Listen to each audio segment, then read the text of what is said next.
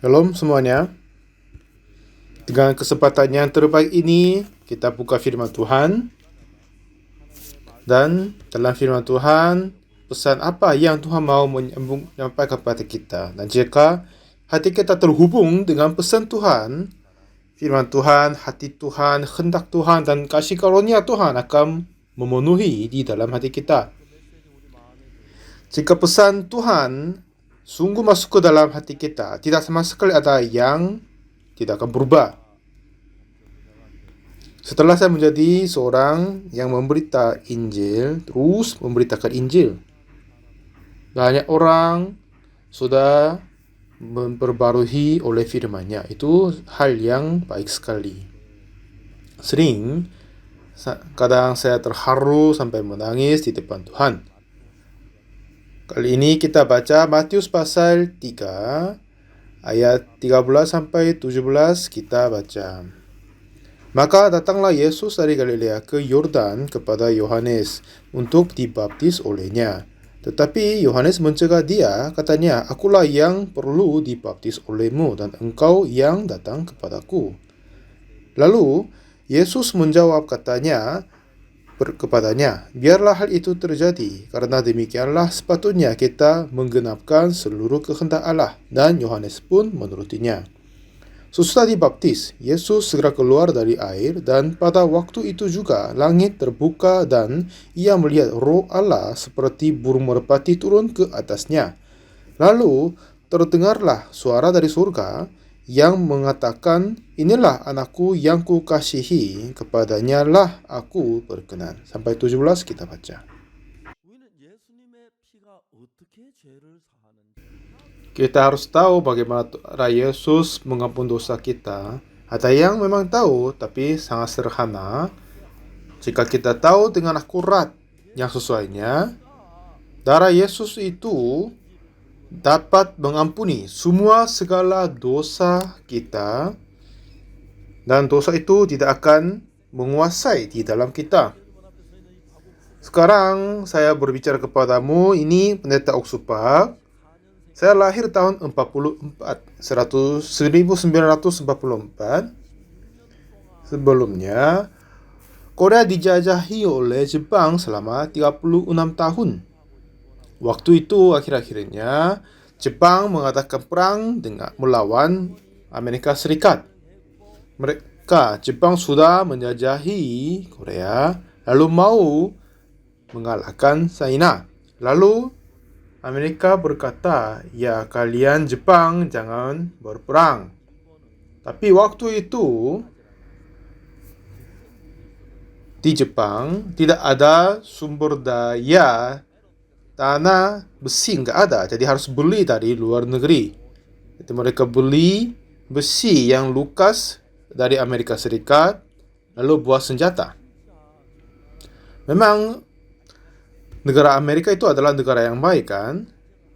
Jadi mereka mengawasi kepada orang Jepang jangan mengadakan perang. Tapi orang Jepang berkata, "Apa urusanmu ini?" Lalu Amerika tidak mau menjual minyak sama besi. Oleh karena itu, Jepang sulit membuat senjata-senjata untuk perangnya. Akhirnya, memang waktu itu Jepang mereka tidak takut kepada apa-apa. Ada seorang panglima namanya Yamamoto. Katanya kita harus melawan Amerika Serikat.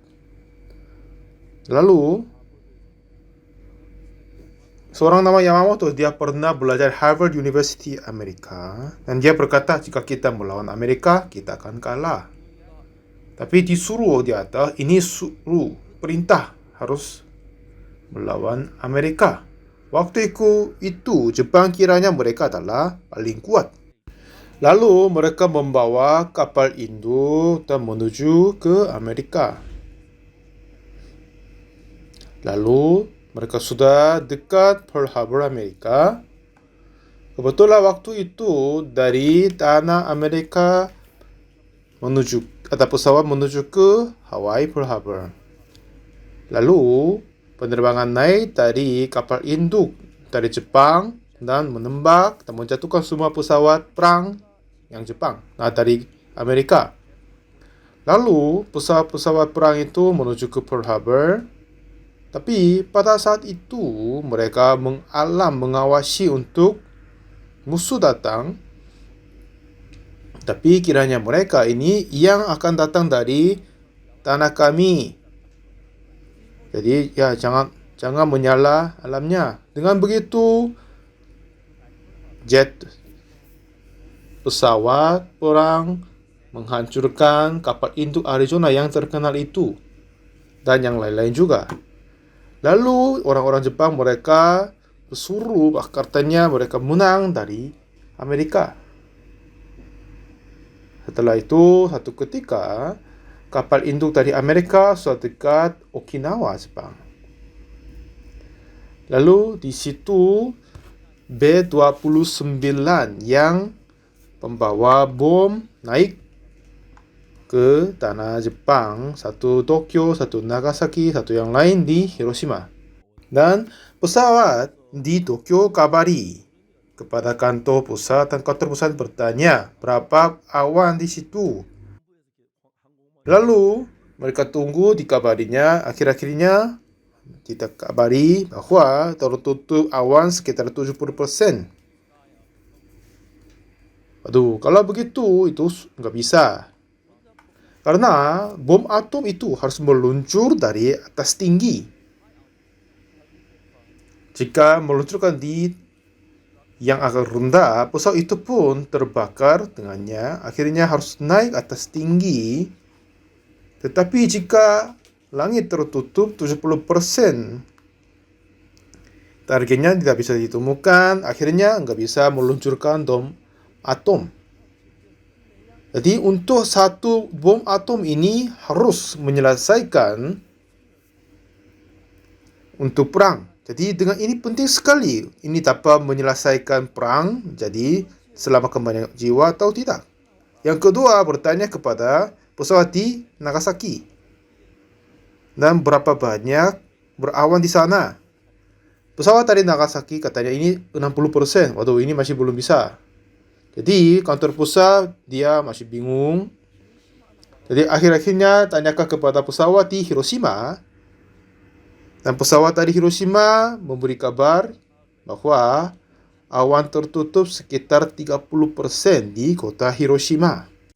Aduh, kalau begitu ya, itu bagus. Target tertentu kepada kota Hiroshima. Yang kedua pesawat yang lain pulanglah.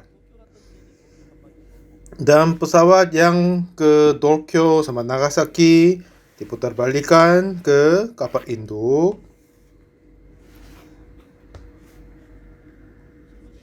Dan pesawat peluncur bom di Hiroshima itu namanya Enola Gay itu menurunkan ketinggiannya, lalu dia menentukan targetnya. Dan pilot yang membawa kapal peluncur bom itu, untuk itu mereka membuat seperti kota Hiroshima di Amerika. Berbulan-bulan mereka melatih. Karena untuk satu atomic bom harus menyelesaikan perangnya. Lalu mereka menentukan target dan mereka hanya melihat Hiroshima yang tentu dan menentukan target, lalu naik ke atas tinggi. Dan lalu bom atom diluncurkan. Jepang terkaget tiba-tiba. Jadi dari Hiroshima, komunikasi sama jalan-jalan, semuanya terputus semua. Sesuatu yang terjadi di Hiroshima, tapi tidak sama sekali ada apa yang terjadi. Jadi dari Enola Gay itu nama pesawat yang meluncur bom itu, mereka ambil foto dan seperti yang angin kelihatannya jamur Dengan itu mereka membuat pos kayak brosur dan turunkan di kota Tokyo. Pada pagi besok harinya, banyak yang brosur-brosur turun dari langit. Lalu mereka dapat ini foto Hiroshima yang terbakar. Setelah mereka dapat fotonya, mereka terkaget. Dan tertulis adalah apa yang kami meluncurkan di Hiroshima adalah bom atom. Dan kami masih mempunyai beberapa lagi. Dan lalu foto-foto diambil dan dikasih kepada mereka. Semua masyarakat di kota Tokyo, mereka tertakut. Mereka nggak tahu apa. Jadi mereka semua mau keluar dari kota Tokyo, lame-lame. Jadi, ya seperti yang raja dari Jepang, dia berlutut dan berkata di radio, kami negara Jepang ini, kami menyerah tanpa syarat. Tolong hentikan perang ini. Biasanya jika ada menyerah dan tentang untuk perang itu, mereka harus menentukan syarat-syarat dulu untuk rajanya, untuk masyarakatnya, untuk tenteranya. Tetapi kata waktu itu, kami yang Jepang ini, kami menyerah tanpa syarat. Tidak perlu syarat apa-apa.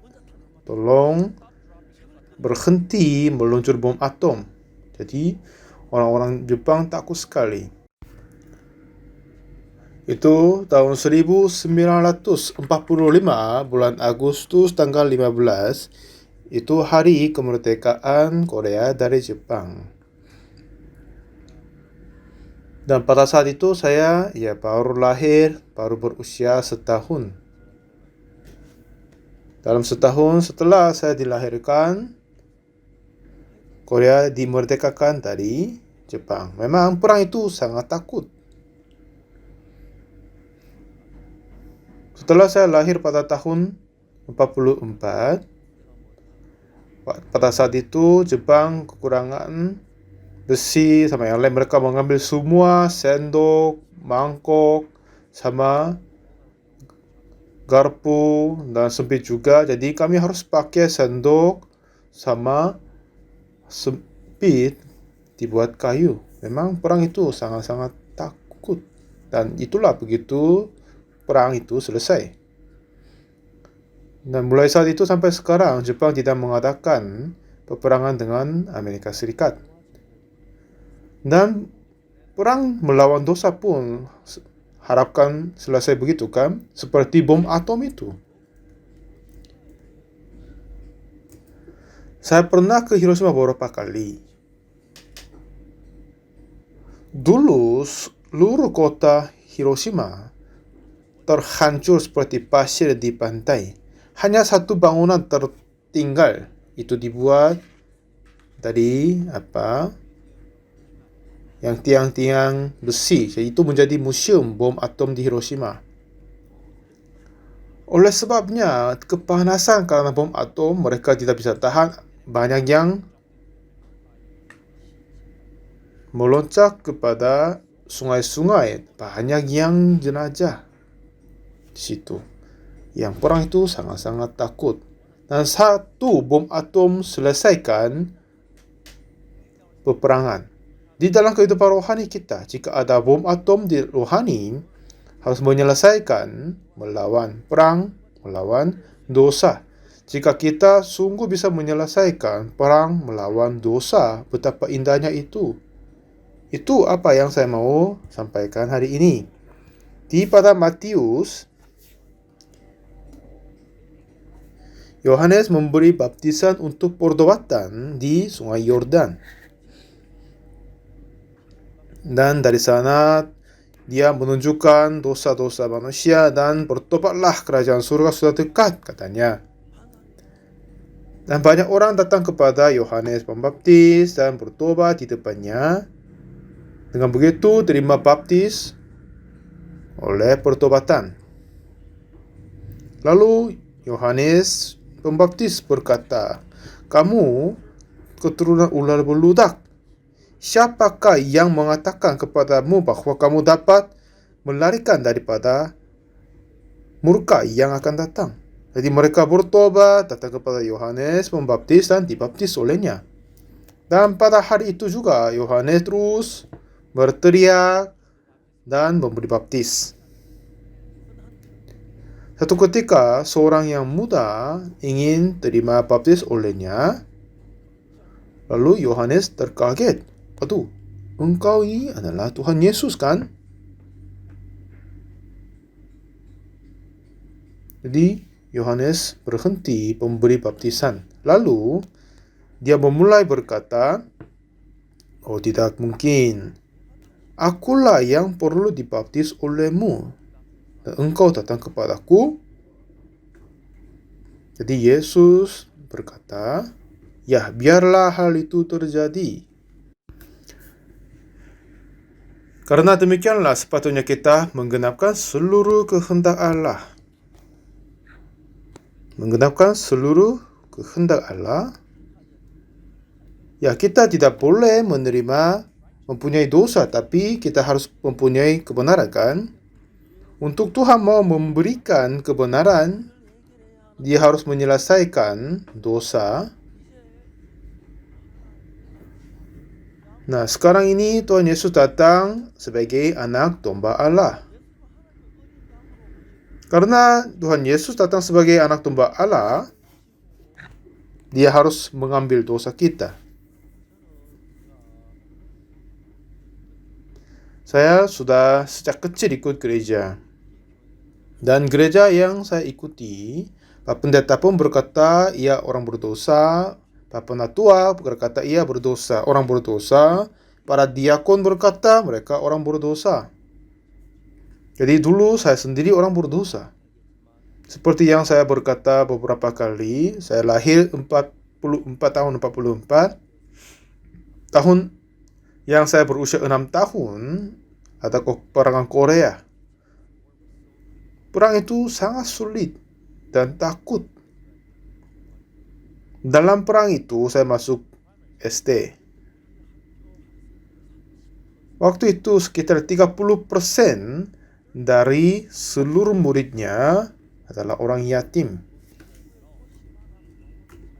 Jadi pemerintah membangun tempat anak-anak yatim, lalu kasih susu, makan di sana. Itu sangat-sangat sedih waktu itu. Dan juga saya merasa agak sulit pada saat masih kecil. Pada tahun 50, bulan Juni tanggal 25, perang dimulai. Setelah setahun kemudian, tahun 51, ibuku meninggal dunia. Setelah ibuku meninggal dunia, tetapi ini masih masanya perang, kakakku laki-laki dipanggil tentara. Tapi ayahku dia sudah tua, jadi tidak masuk perang, tapi dia harus bantu. Tiba-tiba ayah, ibu, sama kakak laki-laki sudah tidak ada di rumah. Jadi waktu itu kakak perempuan yang besar berusia 15, yang kedua berusia 13, aku 8, adikku laki-laki 4 tahun. Jadi kami hanya anak-anak kecil saja tinggal di dalam rumah. Sampai sekarang saya masih ingat adalah dalam ketiduran di malam, ada suara yang aneh saat membuka mataku, melihat kakakku perempuan menangis. Karena ini sulit hidupnya. Karena kami nggak bisa makan. Jadi dia diam-diam menyembunyikan diri dan menangis. Lalu kami terus bangun dan nangis bersama. Apa yang kami makan, apa yang kami pakai, nggak tahu itu. Jadi selama kami hidup dan dibesarkan sampai 8, 10, 18 tahun, mulai saya mencuri. Ke pertanian, saya mengambil gandum dan memotongnya.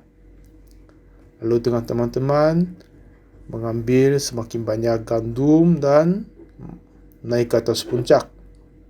Lalu mengatakan api dan membakar, mengupas dengan begini dan mengupas kulitnya dan makan. Itu apa yang saya melakukan banyak sekali. Lalu saya ikut gereja karena saya berbuat dosa, tapi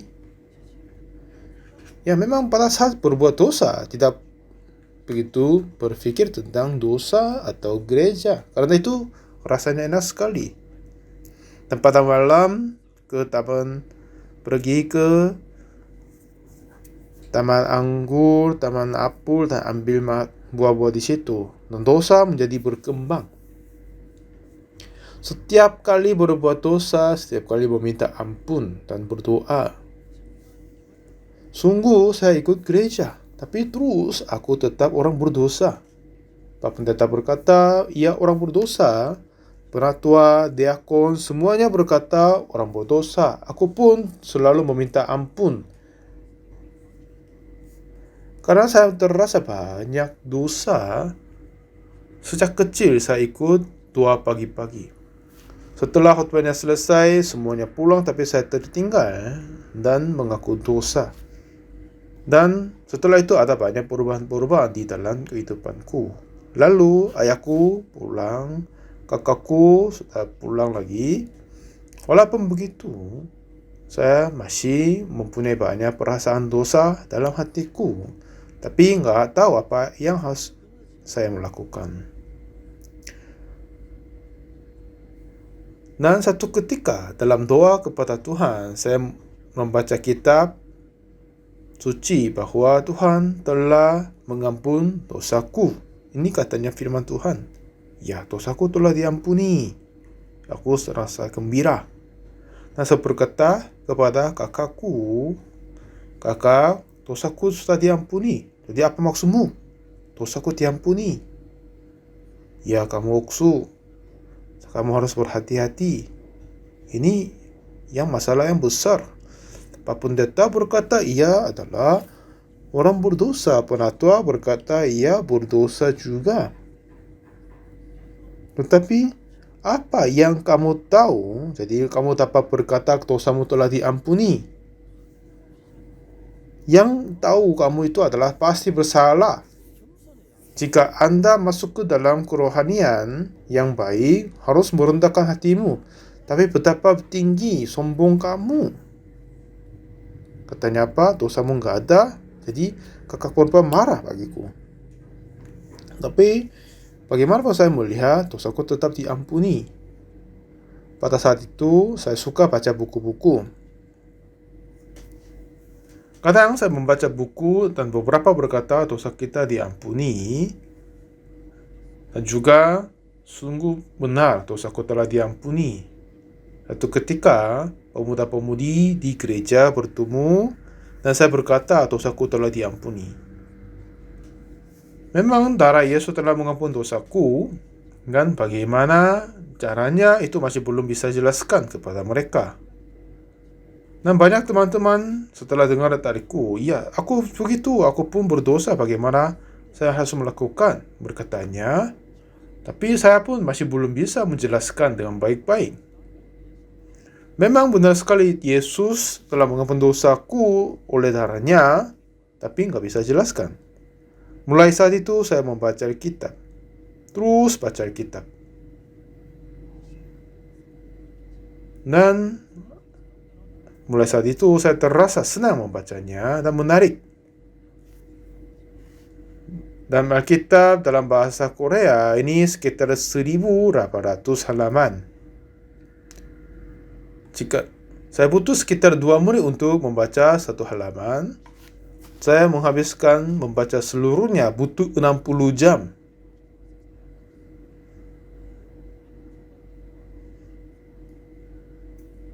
Kadang saya sengaja membaca kitab sepanjang minggu. Jika saya membaca 10 jam per hari, ya dalam 6 hari, Alkitab dari Kejadian sampai Wahyu bisa dibaca semua. Dan begitu saya melakukan banyak kali. membaca seluruh Alkitab dalam satu minggu. Setelah saya membaca 10 kali, 20, 30, sampai 40 dan 50 kali lebih, saya dapat menggambarkan outline dari Alkitab. Dan rahasia-rahasia yang disembunyikan di dalamnya pun dapat ditemukan. Seluruh Alkitab ini semua ada pasangan.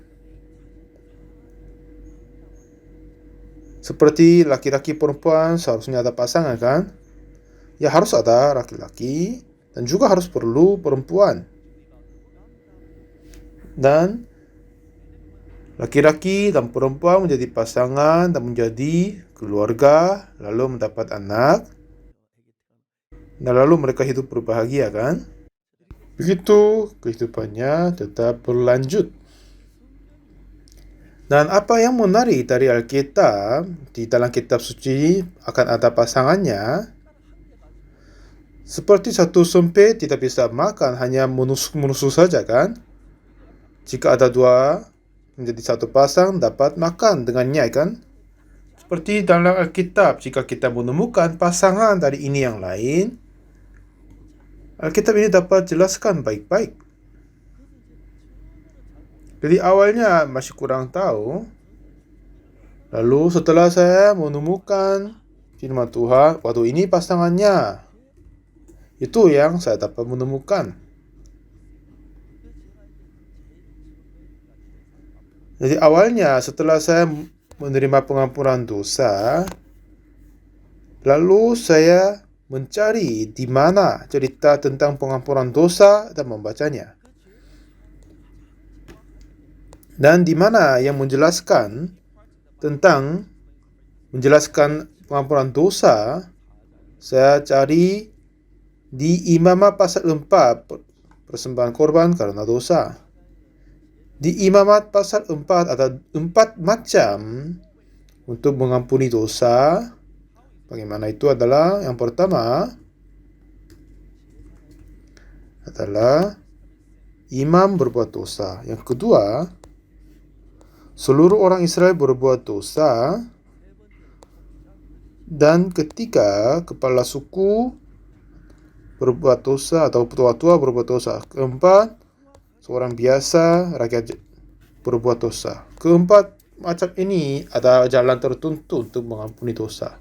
Saya hampir mengingat semua Imamat pasal 4 karena saya membaca terusnya. Karena saya adalah seorang biasa. Saya mulai membaca bagaimana orang biasa, rakyat jelata dapat diampuni dosanya. Imamat 4 ayat 27. Jikalau yang berbuat dosa dengan tak sengaja itu seorang dari laki jelata dan ia melakukan salah satu hal yang dilarang Tuhan sehingga ia bersalah, maka jikalau dosa yang telah diperbuatannya itu diberitahukan kepadanya. Jika seseorang berbuat dosa tapi masih belum tahu apakah dia sudah berdosa, dia tidak butuh pengampunan dosa. Kita semua berdosa, dan setelah kita sadar kita sudah berdosa, kita mempunyai keinginan melepaskan dari dosa. Tetapi kepada mereka yang sudah berdosa tapi masih belum sadar, jika tidak diberitahukan, tidak sadar dia berbuat dosa, orang ini tidak terima pengampunan dosa. Jadi, Tuhan telah membuat cara bagaimana kita menerima pengampunan. Ini bagaimana Tuhan merencanakannya. Setelah Tuhan menciptakan cara pengampunan, tapi walaupun sudah disiapkan, tapi orang tidak sadar dosa dia, bagaimana mungkin dia memintanya, bisa terimanya? Lalu, memang cara mengampuni dosa itu pun penting, tetapi cara bagaimana orang diberitahukan dan mengenal dosa itu pun penting. Jadi, Tuhan memberi law hukum yang tertulis 10 hukum. 10 hukum itu dikasih kepada Musa pada tahun sebelum Al-Masih 1491. Itu pas tahun orang Israel keluar dari tanah Mesir.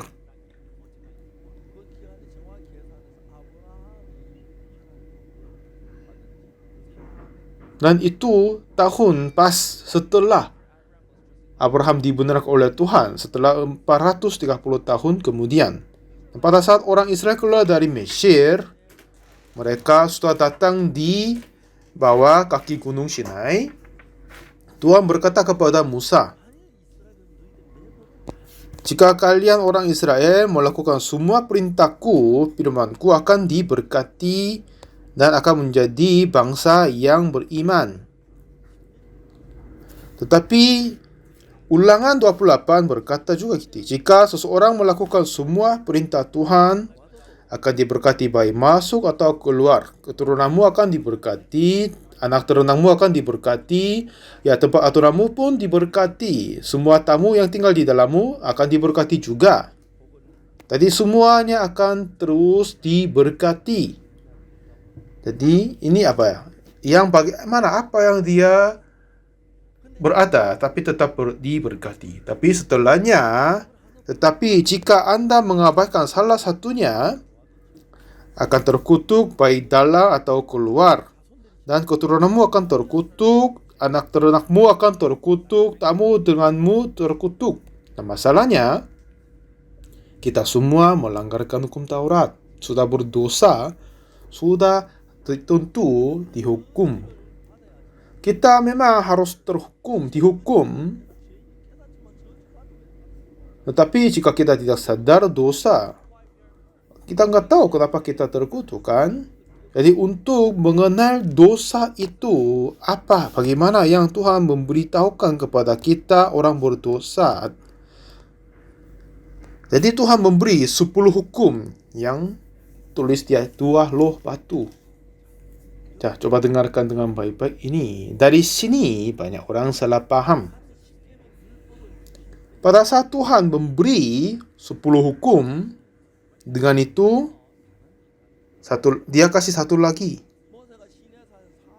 Selama 40 hari Musa berada di atas puncak gunung Sinai, Tuhan menulis 10 hukum dengan jarinya dia di dua loh batu. Jangan ada padamu Allah lain, jangan membuat bagimu patung, jangan sujud menyembah kepada atau yang lain. Ingatlah dan kuduskanlah hari Sabat. Hormatilah ayahmu dan ibumu, jangan membunuh, jangan berzina, jangan mencuri, jangan mengucap saksi dusta, jangan mengingini. Dengan ini 10 hukum menulis di dua loh batu dan dikasih.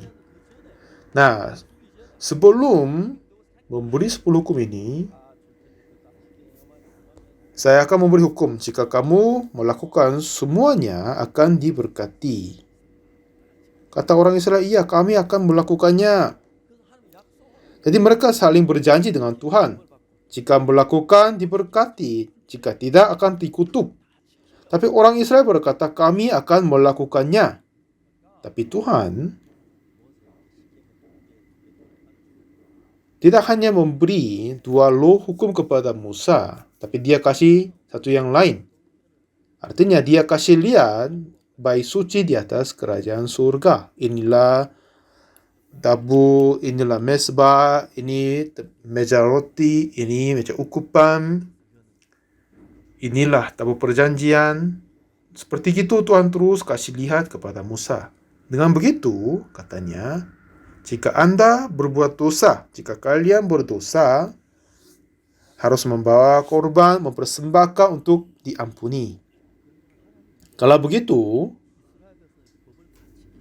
apakah Tuhan percaya bahwa orang Israel akan melakukan hukum Taurat, menjaganya? Tidak mungkin, kan? Jika dia percaya orang dapat melakukan hukum Taurat, tidak perlu mengampuninya, kan? Tapi orang Israel kiranya mereka dapat melakukan. Jadi katanya kami melakukannya. Jadi mereka saling berjanji. Jika melakukan akan diberkati, jika tidak akan dikutuk. Di Keluaran pasal 19, orang-orang Israel mereka berkata, kami segala yang difirmankan Tuhan akan kami lakukan. Jadi pasal berikutnya, pasal 20, Tuhan memberi 10 hukum. Tetapi semua manusia telah melanggarkannya. Tidak sama sekali yang melakukan yang baik-baik. Semuanya telah tertentu dikutuk. Benar? Ada yang sudah berbuat dosa, tapi kiranya mereka melakukan baik mulai hari ini, tapi tidak berguna itu. Walaupun kita melakukan baik-baik mulai hari ini, tetapi itu tidak berarti mengampuni apa yang kita sudah melanggarkannya. Jadi setelah kita sadar dosa kita, dengan cara bagaimana pengampunannya, Tuhan kasih tahu cara mempersembahkan korban karena dosa. Jadi Imamat pasal 4 ayat 27 berkata, ada yang persembahan korban kepada orang rakyat jelata. Kita harus lihat ini baik-baik. Jikalau yang berbuat dosa dengan tak sengaja itu seorang dari rakyat jelata, ayat 28, maka jikalau dosa yang telah perbuatnya itu diberitahukan kepadanya. Tuhan sudah tahu kita akan berbuat dosa. Dan Tuhan pun harus kasih tahu dan memberitahukan kepada kita sudah berdosa. Lalu harus siapkan cara bagaimana kita menerima pengampunan. Jadi untuk memberitahukan dosa yang kita telah berbuat, dengan itu Tuhan kasih 10 hukum. Sudah bisa dimengerti ya? Kenapa Tuhan kasih 10 hukum? Untuk memberitahukan kita sudah berdosa. Tetapi jika kita melakukan 10 hukum, itu tidak berarti dosa kita diampuni. Jadi pada saat kita berbuat dosa lalu diberitahukannya, lalu ada cara bagaimana menghapuskannya, mengampuninya. Jadi ayat 27, jikalau yang berbuat dosa dengan tak sengaja itu seorang dari rakyat jelata, dan 28, maka dosa yang telah diperbuatnya itu diberitahukan kepadanya. Haruslah ia membawa sebagai persembahannya karena dosa yang telah diperbuatnya itu seekor kambing betina yang tidak bercela. Jika imam berbuat dosa, korbannya lembu jantan. Jika umat Israel berbuat dosa, juga lembu jantan. Dan terus, jika berbuat dosa seorang pemuka, dia harus siapkan kambing jantan. Tapi seorang rakyat jelata, kambing betina. Untuk korban karena dosa. Jadi, apakah pengampunan dosaku itu sudah benar enggak? Jadi, saya harus menentukan dan mencari dari kitab. Jadi, saya mengeluarkan semua firman Tuhan tentang pengampunan dosa, lalu mulai membacanya. Lalu, Imamat pasal 4, persembahan korban karena dosa. Aku bukan seorang imam, saya hanya berusia 19 tahun, aku bukan kepala suku pemuka, hanya seorang rakyat jelata, seorang biasa. Jadi membaca bagiannya. Setelah dia berbuat dosa, lalu diberitahukan yang dia sudah berbuat itu, lalu dia harus membawa seekor kambing betina. Kenapa? Karena upah dosa ialah maut. Dosa ini tidak akan dihapuskan dengan gratis, harus membayar. Harus membayar dengan kambing betina. Dengan itu bagaimana dosanya diampuni? Setelah mengambil kambing betina, memang kita sudah mempunyai pasangan. Imamat 17 ayat 11 berkata, nyawa makhluk ada di dalam darah. Dan aku telah memberikan darah itu kepadamu di atas meja untuk mengadakan pendamaian bagi nyawamu. Karena darah mengadakan pendamaian dengan perantara nyawa. Ada yang berkata jika kita bertobat, dosa kita diampuni. Jika kita mengaku, dosa kita diampuni. Tapi mereka hanya yang tahu satu sisi dari firman Tuhan saja. Jika kita hanya pengakuan dan pertobatan dapat diampuni dosa, Yesus tidak perlu mati, tidak perlu menumpah darahnya. Dosa tidak akan diampuni oleh pertobatan atau pengakuan, tetapi nyara makhluk ada di dalam darah. Jadi darah harus menumpah untuk mengampun dosa. Jadi butuh darahnya.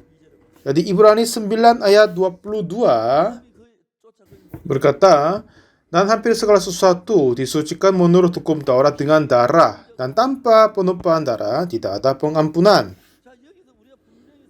Di sini kitab suci sudah berkata, ya, jika kita mengaku dosa, itu adalah salah satu susunan dari pengampunan dosa. Kita sadar kita orang berdosa, dan kita mengaku kita dosa, tetapi dengan itu saja dosanya tidak akan diampuni. Yohanes 1 ayat 9 berkata, jika kita mengaku dosa kita, maka ia adalah setia dan adil sehingga ia akan mengampuni. Ini kelihatannya mungkin cukup pengakuan dapat menerima pengampunan dosa, tapi kita harus baca ayat 7 juga. Ini bilang apa? Tetapi jika kita hidup di dalam terang sama seperti dia ada di dalam terang, maka kita beroleh persekutuan seorang dengan yang lain, dan darah Yesus, anaknya itu, menyucikan kita daripada segala dosa. Jadi, itu tidak berarti pengakuan mengampuni dosa. Pengakuan itulah salah satu susunan pengampunan dosa. Kita sadar dosa, lalu mengaku dosanya. Setelah kita setuju kita sudah berdosa kan? Inilah salah satu susunan pengampunan dosa. Setelah itu harus mempersembahkan korban karena dosa. Harus menumpah darah kambing atau domba. Jadi, dosa tidak akan diampuni oleh pengakuan, tetapi oleh darah. Yohanes 1 pasal 1 ayat 7 berkata, darahnya akan menyucikan dosa. Dan ayat 9 berkata, jika kita mengaku dosa kita diampuni. Ini akan menceritakan tentang sebagian saja. Arti kita mengaku dosa artinya kita sudah sadar diberitahukan dosa. Karena kepada yang berbuat dosa tapi tidak tahu, dia tidak dapat diterima, diampuni. Setelah itu harus ada penumpahan darah, jadi kebutuhan korban persembahan karena dosa. Seperti yang tadi, ada seorang berbuat dosa, lalu dia diberitahukan apa yang dia berbuatnya. Imamat 4:27, jikalau yang berbuat dosa dengan tak sengaja itu seorang dari rakyat jelata, dan ia sudah berbuat dosa, jadi dia butuh menerima pengampunan kan? Tetapi jika dia tidak sadar, diberitahukan dosa, dia tidak terasa kebutuhan pengampunan dosa. Jadi 28, maka jikalau dosa yang telah diperbuatannya itu diberitahukannya kepadanya, lalu masuk ke dalam susunan bagaimana mengampuni dosa. Artinya apa? Membawa kambing betina yang tak bercelah. Kenapa?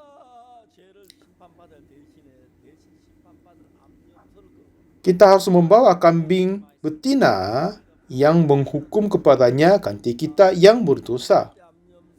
Kepada yang laki jelata, kambing betina. Kepada yang pemuka, kambing jantan. Umat Israel, lembu jantan. Dan kepada imam berdosa, butuh lembu jantan. Jadi ini orang yang seorang jelata. Jadi membawa kambing betina, mengorbankan ini, mempersembahkan. Ayat 29 berkata, di sini bilang apa? Lalu di sini kata agak aneh ternyata. Lalu haruslah ia meletakkan tangannya ke atas kepala korban penghapus dosa. Maksudnya meletak tangan di atas kepala kambing. Sejujurnya, awalnya saya nggak tahu apa artinya. Pada saat mengangkat pendeta, meletak tangan di atasnya. Jika mengangkat penatua, meletak tangan. Tapi kenapa meletak kedua tangan di atas kepala kambing? Kenapa harus meletak kedua tangan kepada korbannya? Kenapa? Apakah kambing menjadi pendeta? Apakah kambing ini menjadi penatua? Kita bisa mengerti. Untuk jelas ini, saya terus baca Alkitab. Terus membaca beberapa kali seluruh Alkitab, tapi nggak bisa menemukan. Ya, sudah baca tapi tidak sadar apa artinya itu. Setelah itu, kenapa meletak tangan? Kenapa harus meletak tangan itu? Nggak tahu. Ya, apakah dia butuh bantu doa, penyembuhan, atau apa? Kenapa meletak tangan di atas kepala? Kenapa meletak tangan di atas kambing domba? Saya ingin sekali tahunya. Walaupun saya membaca seluruh Alkitab sekali, 2 kali, ya, tidak bisa menemukan alasannya. Mungkin saya membaca ketiga kali setelah itu, saya menemukan hal yang heran. Imamat 16 ayat ke-21,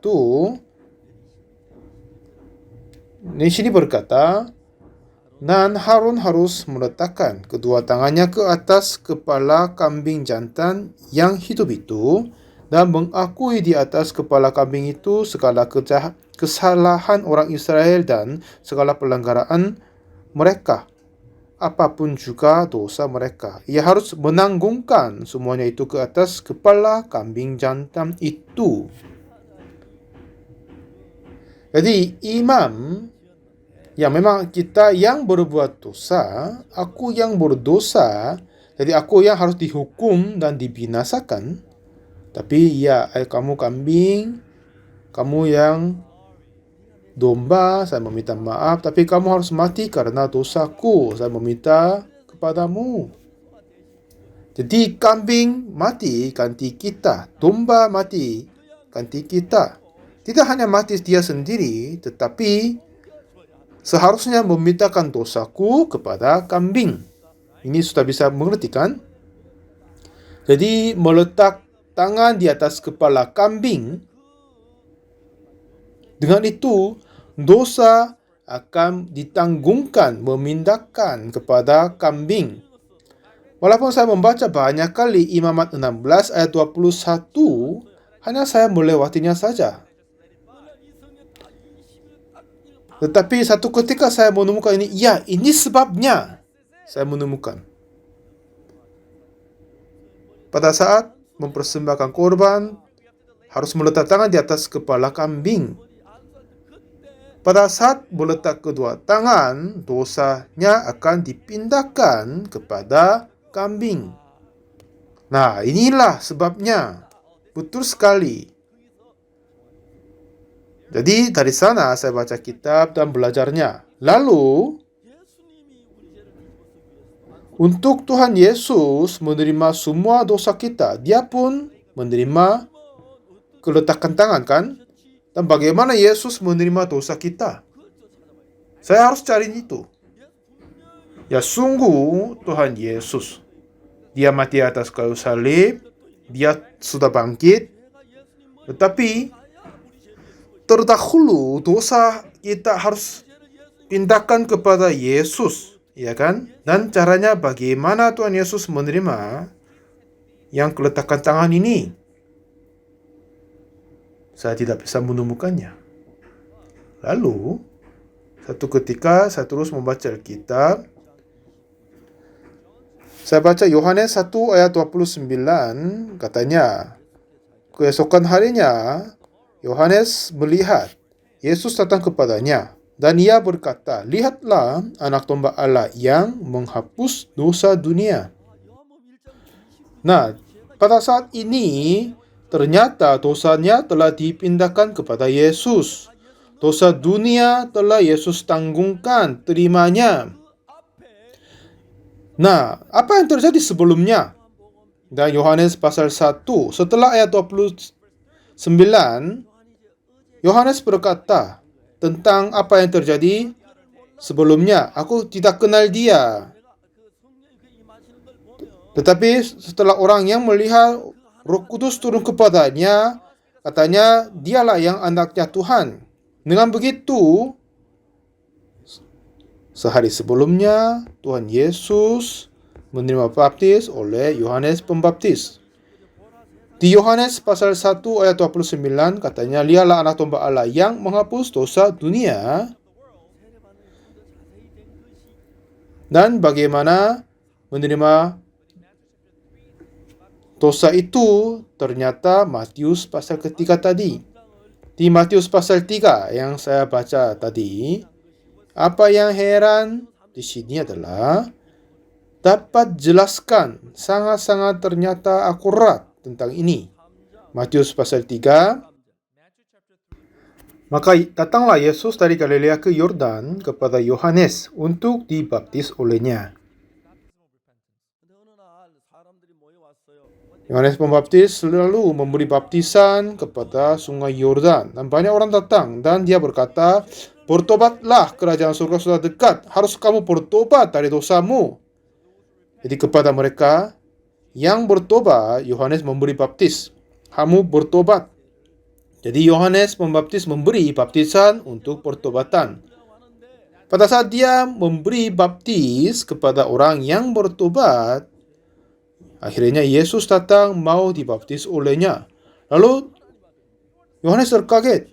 Ini anak Tuhan, dia tidak pernah berdosa. Kenapa dia bertobat dan dibaptis? Yang berdosa adalah aku. Akulah yang dibaptis olehmu. Jadi Yohanes tidak mau memberi baptis. Akulah yang perlu dibaptis olehmu, dan engkau datang kepadaku. Tapi Yesus berkata, biarlah hal itu terjadi, karena demikian sepatutnya kita menggenapkan seluruh kehendak Allah. Menggenapkan seluruh kehendak Allah ini berarti berkata kehendak Allah adalah kebenaran kita, pembenaran kita, jadi artinya pengampunan dosa kita. Nah, waktu itu Yohanes sadar, ya ini maksudnya. Engkau adalah anak domba Allah, dan dia memberi baptis untuk menanggungkan dosa dunia kepadanya. Tuhan Yesus dibaptis olehnya, dan baptis itu bukan baptisan karena Yesus berdosa dan bertobat, tetapi sesuai dengan dikatakan oleh dari hukum Taurat Perjanjian Lama, ini cara bagaimana menanggungkan dosa dunia kepada Yesus. Waktu itu langit terbuka dan Roh Kudus turun di atasnya seperti merpati. Lalu suara dari Tuhan, "Inilah anakku yang kukasihi, kepadanya lah aku berkenan." Kenapa? Tuhan telah mengutus anaknya, Yesus, untuk menanggung dosa dan mengampuninya. Tapi Yesus pun tidak suka untuk menerima penderitaan. Dagingnya, tubuhnya kan. Jika bisa melewatinya piala ini daripada aku, tapi bukan kehendakku, tetapi sesuai dengan kehendakmu. Jadi, ini salah satu susunan terima dosa dunia kepadanya, dia harus menerima baptis oleh Yohanes. Jadi sesuai dengan kehendak Tuhan, dia mati atas kayu salib. Sebelumnya, dia terima baptis oleh Yohanes. Dengan itu Tuhan berkata, "Inilah anakku yang kukasihi, kepadanya aku berkenan." Nah, pada saat itu semua dosa kita, dosa manusia, dosa dunia telah menanggungkan kepada Yesus. Semuanya. Dan Yesaya 53 dapat berkata lebih jelas tentang ini. Yesaya 53 ayat keempat, "Tetapi sesungguhnya penyakit kitalah yang ditanggungnya, dan kesengsaraan kita yang dipikulnya." Ini cerita ditulis oleh Yesaya. sekitar 700 tahun sebelum Yesus datang. Dan dalam visi dia melihat dan menulis semuanya, tetapi sesungguhnya penyakit kita lah yang ditanggungkan dan sesaran kita dipikulnya. Padahal kita mengira dia kena tulah, dipikul dan ditangis Allah. Tetapi ia tertikam oleh karena pemberontakan kita, dia termukam oleh karena kejahatan kita. Untuk dia mengampun dosa kita, dia harus terima dosa kita terdahulu. Jika dosa kita dia tidak dipindahkan kepada Yesus, Yesus tidak bisa mati karena dosa kita. Untuk terima dosa kita, dia terima baptis, jadi dia terima semua dosa dunia, dosa kita, dan dia tertikam oleh karena pemberontakan kita. Dia diremukkan oleh karena kejahatan kita. Ganjaran yang mendatangkan keselamatan bagi kita ditimpakan kepadanya, dan oleh bilur-bilurnya kita menjadi sembuh. Jadi pada saat Yesus mati di atas kayu salib, semua pemberontakan, kejahatan sudah diampuni, sudah selesai, kita dapat sembuh. Dan ayat 6 berkata apa? Kita sesa seperti domba, masing-masing kita mengambil jalannya sendiri, tetapi Tuhan telah menimpakan kepadanya kejahatan kita sekalian. Jadi mulai saat itu semua dosa kita telah pindahkan kepada Yesus. Artinya Tuhan Yesus telah menanggung dosa kita. Jadi Yohanes berkata kepada Yesus, keesokan harinya Yohanes melihat Yesus datang kepadanya, lihatlah anak domba Allah yang menghapus dosa dunia. Nah, jadi kambing itu datang dan sebelum mempersembahkan korban harus meletak tangan, dengan itu memindahkan dosa kepadanya, lalu membawa kambing itu ke mana? Tempat yang menyembelih. Lalu menyembelihnya dan mengambil darah dari kambing itu, membubuh di atas tanduk-tanduk mezbah. Nah, sekarang ini kenapa harus membubuh di atas tanduk-tanduk mezbah? Karena dulu saya masih kurang tahu tentang Alkitab. Ada banyak yang nggak tahu, jadi harus cari Alkitab, harus cari kamus, harus cari dari komputer. Nah, setelah dicari, pasti ada jawabnya. Tuhan Yesus telah menanggung dosa kita, kan? Tetapi kenapa harus darah membubuh di atas tanduk-tanduknya?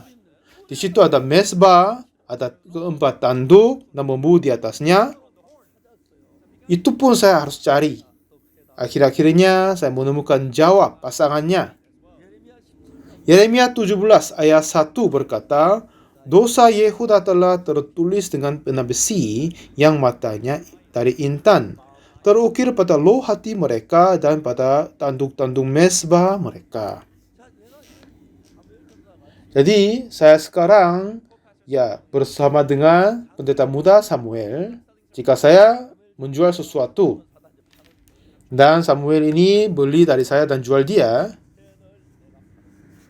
aku ini adalah penjualan pulpen yang terbaik. Dan di dalam pabrikku, ada banyak pulpen yang dibuat. Lalu Samuel ini membeli pulpen buatan kami. Dan, ini model baru, coba lihat ini. Oh, ini bagus juga, Pak. Aku mau beli banyak, tapi kekurangan uangnya. Oke, ambil dulu. Kalau begitu, misalnya, jika dia mempunyai 500 juta, tapi mau beli 100 juta lagi. Jadi, hutang menjadi 100 juta, kan? Dan hutang itu tidak hanya saya tahu sendiri, tetapi Samuel harus tahu dan saya harus tahu. Saya catat di dalam bukuku, Mr. Samuel ini berhutang 100 juta pada tanggal berapa, bulan berapa. Untuk apa? Tidak hanya saya yang catat di bukunya, tapi Samuel ini dia harus catat kepada pabrik tetapak saya membeli pulpen dan masih belum bayar 100 juta. Gitu kan? Jadi di mana Tuhan menulis dosa kita adalah di atas tanduk-tanduk mezbah. Pada saat orang datang untuk persembahan korban, harus melihat tanduk-tanduk mezbah. Apakah dosanya dihapuskan atau tidak? Oh, masih belum ya. Kalau gitu kita, di mana kita tulis pada loh hati kita. Ya, aku berdosa, aku mencuri. Nah, setelah itu, pada saat kambing disembelih dengan darahnya kambing, katanya mengecat di atas tanduk-tanduk mezbah. Jadi membubuh tanduk-tanduk mezbah. Dengan ini dosamu telah ditutup dan diampuni. Dengan darah kambingnya menghapus dosanya, menutup dosanya. Dengan membubuh darah di atas tanduk-tanduk mezbah, dengan begitu dari sisinya Tuhan, ingatan dosa tentang kita sudah dihapuskan dalam hati Tuhan. Tapi untuk pihak kita masih punya ingatan catatan dosa dalam hati kita. Dan bagaimana cara menghapus ini adalah oleh darah Yesus telah mengampun dosa kita. Pada saat kita sungguh mempercaya, dosa yang tertulis di loh hati kita pun dapat dihapuskan. Amin. Jadi, Yesus harus mati untuk dosa kita dengan penumpahan darah. Dan pada saat membubuh darah di atas tanduknya, catatan sisi Tuhan telah dihapuskan. Nah, untuk menghapus catatan dosa di dalam loh hati kita harus tahu dulu, sadar dulu, dan percaya. Ya, dosaku sungguh diampuni. Pada saat kita sungguh percaya begitu, catatan dosa di loh hati kita pun sudah dihapuskan. Pada saat kita ketemu Tuhan ketemu kita dengan tidak ada dosa, jadi kita pun bertemu dengan Dia dengan senang hati, dengan pembebasan. Dari pihak Tuhan sudah bebas untuk mengharapkan kita. Tapi jika kita masih ada keberatan ketemu Dia, itu tidak sesungguh kepercayaan. Jadi kitab Yesus mati di atas kayu salib, dengan dosa kita telah dihapuskan dan darahnya telah dibubuh di atas tanduk-tanduk mezbah, semua catatannya telah dihapuskan.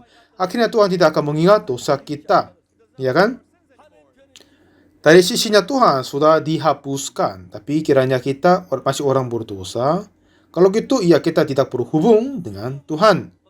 Jadi oleh iman, pada saat Yesus mati di atas kayu salib, sebelumnya dengan baptisan Tuhan telah menerima semua dosa kita, dan Dia mati di atas kayu salib dengan darahnya. Dia telah membubuh di atas tanduk-tanduk yang ada di kerajaan surga. Yang penting adalah pada saat Yesus mati di atas kayu salib, dan memang mezbah sudah ada di atas bumi ini. Tetapi darah Yesus tidak dipercikan di atasnya, tetapi dipercikan kepada mezbah yang di kerajaan surga. Mungkin sesi berikutnya akan jelaskan ini, bukan hari ini. Jika memercikan darah di atas mezbah-mezbah yang ada di dalam bumi ini, memang dosanya diampuni. Tetapi dunia ini adalah lingkungan waktu. Akhirnya akan mengampun dosa yang tertentu. Jika berbuat dosa lagi, harus membunuh kambing, domba, menyembelih lagi. Jadi Tuhan Yesus mati di atas kayu salib. Dan jika Dia membersihkan darah di atas tanduk-tanduk mezbah yang ada di bumi, dosa yang diampuni. Tetapi jika dia berbuat dosa lagi, Yesus harus mati ulang. Jika orang berdosa lagi, dia harus mati ulang. Setiap kali dia berdosa, dia harus mati lagi. Jadi walaupun Tuhan Yesus mati 10 kali, 1000 kali lebih, itu tidak akan berguna. Jadi Tuhan Yesus tidak membawa darahnya ke tabernakel di bumi ini, tapi membawa ini dan membawa darah di atas tanduk-tanduk mezbah yang ada di kerajaan surga. Karena di situ semuanya selama-lamanya. Tubuh yang kita punya di dunia ini, memang saya sekarang 78 tahun. Udah tua kan? Tapi masih sehat, bisa beri hopa, saya bersyukur itu. Mungkin sebentar lagi makin menjadi tua akan meninggal dunia. Mungkin besok pun bisa. Tapi mungkin tidak kan?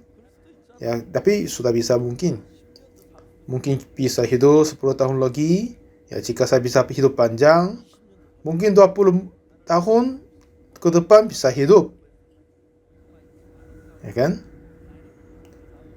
Ya, memang ini adalah di mana kita tinggal, lingkungan waktu, tidak ada yang selamanya. Tetapi di kerajaan surga, semuanya yang selamanya.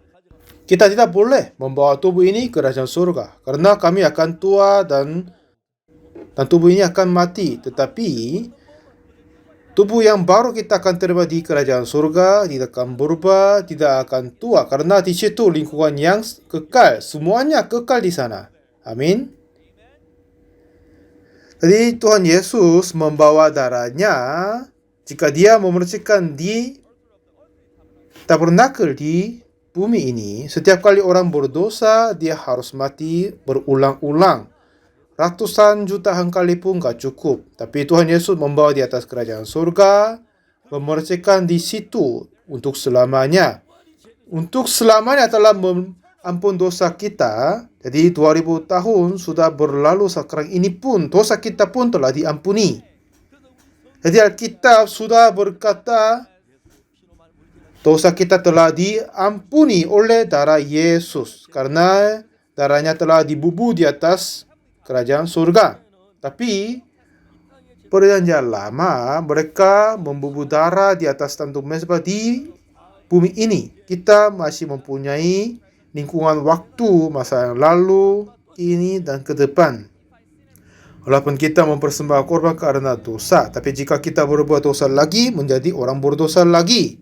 Jadi tidak hanya mati satu kali nggak cukup. Mungkin 1000, 10.000, ratusan ribuan jutaan kali pun nggak cukup. Jadi Tuhan Yesus membawa darah dan mendapat kelepasan yang kekal di atas kerajaan surga. Akhirnya dosa kita telah diampuni untuk selama-lamanya. Percaya begitu adalah sungguh percaya Yesus. Kepada yang percaya ini, mereka tidak berkata mereka orang berdosa. Katanya, dulu aku orang berdosa, tapi sekarang sudah dibenarkan. Dulu saya bertemu seorang pembunuh, dan dia ceritakan pada saat dia terima pengadilan. Orang ini membunuh yang lain, dia harus menerima hukuman berat, katanya hakim. Dan setelah itu katanya, tapi yang dibunuh bukan kenalannya. Jadi itu tidak dianggap sengaja membunuhnya. Dan pada saat dia membunuh, dia mabuk. Dan dengan itu sekarang dia menyesal sekali. Jadi hukumannya 10 tahun ditahan. Jadi jaksa meminta hukuman mati kepadanya, tapi hakim menentukan 10 tahun penjara untuk menghitung semuanya kan. Pada saat Tuhan menghakimi kita juga begitu. Ya, yang berdosa, oksupak, sudah berdosa harus ke neraka. Tetapi Tuhan Yesus telah menanggung dosa Oksu, jadi ini sudah tidak ada dosa. Inilah surat keputusan pengadilan. Roma ayat 3 pasal 3 23. Semua telah berbuat dosa, kehilangan kemuliaan Allah. Mari kita jangan membaca 23 saja, tapi penting 24. Tapi banyak orang hanya membaca 23 saja. Ini sayang sekali. Yang penting ayat 24. Ayat 24 bilang apa? Dan oleh kasih karunia telah dibenarkan dengan cuma-cuma karena penebusan dalam Kristus Yesus. Oleh kasih karunia telah dibenarkan. Ini oksupak, sudah berdosa, sudah tidak kehilangan kemuliaan Allah. Tapi Yesus telah mengampuni dosamu oleh kasih karunia-Nya. Kamu tidak melakukan apa-apa, tapi secara gratis, cuma-cuma telah dibenarkan, dikuduskan, disucikan. Inilah surat keputusan pengadilan bagi kita. 1 Korintus pasal 6 ayat 10 dan 11. Pencuri, orang kikir, pemabuk, pemfitnah, dan penipu tidak dapat akan mendapat bagian dalam kerajaan Allah. Ya, kita semua sudah berdosa seperti begitu. Tapi ayat 11. Dan beberapa orang di antara kamu demikianlah dahulu. Tetapi kamu telah memberi dirimu disucikan, kamu telah dikuduskan, kamu telah dibenarkan dalam nama Tuhan Yesus Kristus dan dalam roh Allah kita. Tuhan telah membenarkan kita, menguduskan kita, menyempurnakan kita. Ini apa yang Tuhan menentukan kita. Dalam bahasa Inggris juga begini, kita sudah berbuat dosa, tapi you are washed, but you are sanctified, but you are justified. Haleluya. Kita percaya firman ini. Tuhan berkata dosamu telah diampuni, menyucikan kita, membenarkan kita, menguduskan kita. Inilah keputusan dari Tuhan. Nah, sekarang apa yang mau Anda percaya? Percaya firman Tuhan atau pikiran Anda? Firman Tuhan berkata telah membenarkan kita, menguduskan kita, menyucikan kita. Jadi, saya menyaksikan ini di seluruh dunia. Iblis menggunakan pikiran-pikiran kita dan menipu kita, membuat kita menganggap kita orang berdosa. Tapi Tuhan sungguh membenarkan kita. Dosamu telah diampuni, disucikan, dikuduskan, dan dibenarkan. Haleluya. Kami percaya firman Tuhan. Mari hari ini menyangkal pikiranmu sendiri dan percayalah firman Tuhan. Itulah orang yang dari Tuhan. Mari kita berdoa. Tuhan Bapa kami mengucap syukur bagimu. Kami yang dulu orang yang jahat, tapi Engkau mengasihi dan mengampun dosa kami di atas kayu salib. Tapi iblis membuat kami semua orang berdosa, walaupun dosanya telah diampuni. Kami ingin memberitakan Injil di seluruh dunia. Seluruh orang di dunia ini ingin dengar firman ini. Tolong memberkati semua. Terima kasih banyak. Semoga firman-Mu, anugerah-Mu berlimpah-limpah. Terima kasih Tuhan telah mengampun dosa yang jahat ini. Engkau telah menguduskan kami, telah membenarkan kami. Haleluya. Terima kasih banyak Tuhan. Dalam nama Tuhan Yesus Kristus kami berdoa. Amin. Terima kasih banyak semua.